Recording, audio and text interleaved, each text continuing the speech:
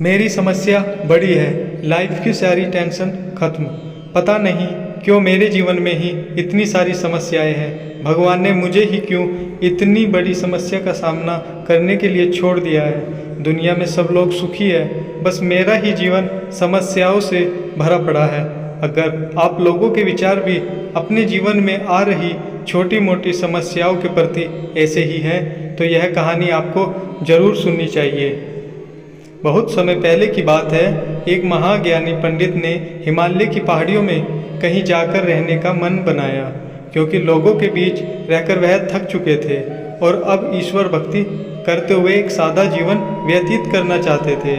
और एक दिन बिना किसी को बताए वहाँ से चले गए, लेकिन एक व्यक्ति ने उन्हें किस दिशा में जा रहे हैं यह देख लिया और कुछ देर तक उनका पीछा भी किया।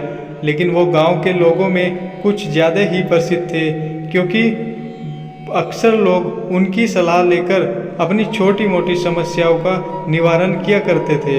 यही कारण था कि लोग बिना किसी बात का विचार किए दुर्गम पहाड़ियों, रास्तों, नदी, झरनों को पार करके भी उनसे मिलना चाहते थे। सभी लोग जो अपनी अपनी समस्याओं का सबसे बड़ी समस्या मानते थे, उनका ये भी मानना था कि सिर्फ वो विद्वान ही उनकी हर समस्या का समाधान कर सकते हैं। सारी बाधाओं को पार कर और उस व्यक्ति की मदद से जिसने पंडित जी का पीछा किया था, इस बार भी कुछ लोग ढूंढते हुए उनकी कुटिया तक पहुंचने में कामयाब हो गए।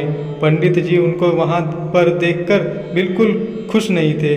फिर कुछ सोचने के बाद उन्होंने वहां आए सभी लोगों को इंतज़ार करने के लिए कहा। उन्होंने सोचा था कि वो उनसे नहीं मिलेंगे तो कुछ समय इंतज़ार करने के बाद सब वहाँ से अपने आप चले जाएंगे। पूरे 3 दिन बीत गए। अब और भी कई लोग वहाँ पहुँच गए। पंडित जी ने जो सोचा था उससे एकदम सब विपरीत ही हो रहा था। सब लोगों के लिए जगह कम पड़ने लगी। तब पंडित जी बोले, आज मैं आप सभी के प्रश्नों का उत्तर दूंगा, पर आपको वचन देना होगा कि यहाँ से जाने के बाद आप किसी और से इस स्थान के बारे में नहीं बताएंगे, ताकि आज के बाद में एकांत में रहकर प्रभु भक्ति का सुख ले सकूं। चलिए अपनी अपनी समस्याएं बताइए।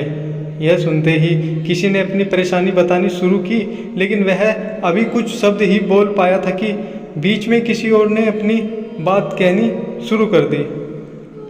सभी जानते थे कि आज के बाद उन्हें कभी पंडित जी से बात करने का मौका नहीं मिलेगा, इसलिए वे सब जल्दी से जल्दी अपनी बात रखना चाहते थे। कुछ ही देर में वहाँ का दृश्य शोर से भरे किसी बाजार जैसा हो गया और इसलिए विवश होकर पंडित जी को गुस्से से बोलना पड़ा। आप सभी लोगों को शांत रहना चाहिए। सभी बोलेंगे तो किसी की समस्या ना सुनी जाएगी, ना ही उसका समाधान हो पाएगा। एक काम करिए, अपनी अपनी समस्या एक पर्चे पर लिखकर मुझे दे दीजिए। सभी ने अपनी अपनी समस्याएं लिखकर पंडित जी को दे दी।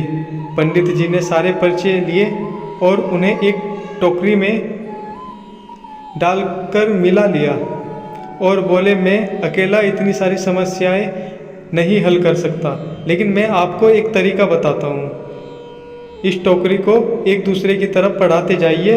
हर व्यक्ति एक एक पर्ची उठाएगा और उसे पढ़ेगा। उसके बाद उसे निर्णय लेना होगा कि क्या वो अपनी समस्या को इस समस्या से बदलना चाहता है। हर व्यक्ति ने एक एक पर्चा उठाया और उसे पढ़ा। उनमें से हर एक उस चिट्ठी को पढ़कर सहम सा जाता। एक एक करके सभी ने पर्चियाँ देख ली, पर कोई भी अपनी समस्या के बदले किसी और की समस्या लेने को तैयार नहीं था। सबका यही सोचना था कि उनकी अपनी समस्या चाहे कितनी ही बड़ी क्यों न हो, लेकिन बाकी लोगों की समस्या जितनी बड़ी नहीं है। 2 घंटे बाद सभी अपनी अपनी पर्ची हाथ में लिए लौटने लगे। वे खुश थे कि उनकी समस्या उतनी बड़ी भी नहीं है जितना कि वो सोचते थे। दोस्तों, ऐसा कौन होगा जिसके जीवन में एक भी समस्या ना हो। हम सभी के जीवन में समस्याएं हैं। कोई अपने खराब स्वास्थ्य से परेशान है तो कोई गरीबी से।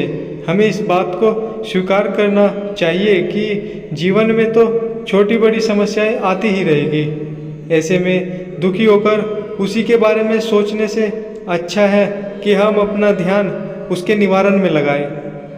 हमें लगता है कि सबसे बड़ी समस्या हमारी ही है, लेकिन ऐसा बिल्कुल नहीं है, क्योंकि दुनिया में लोगों को ऐसी ऐसी तकलीफ़ें हैं, समस्याएं हैं, जिनके सामने हमारी सभी समस्याएं ना के बराबर लगती है। दोस्तों, समस्याएं, बाधाएं जीवन में बहुत महत्वपूर्ण भाग निभाती है, क्योंकि जब समस्याएं आती है तब हम उनके सामने डटकर खड़े होते हैं और उनसे समाधान पाने के लिए हम वह सब चीज़ें सीखते हैं जो हमें नहीं पता होती।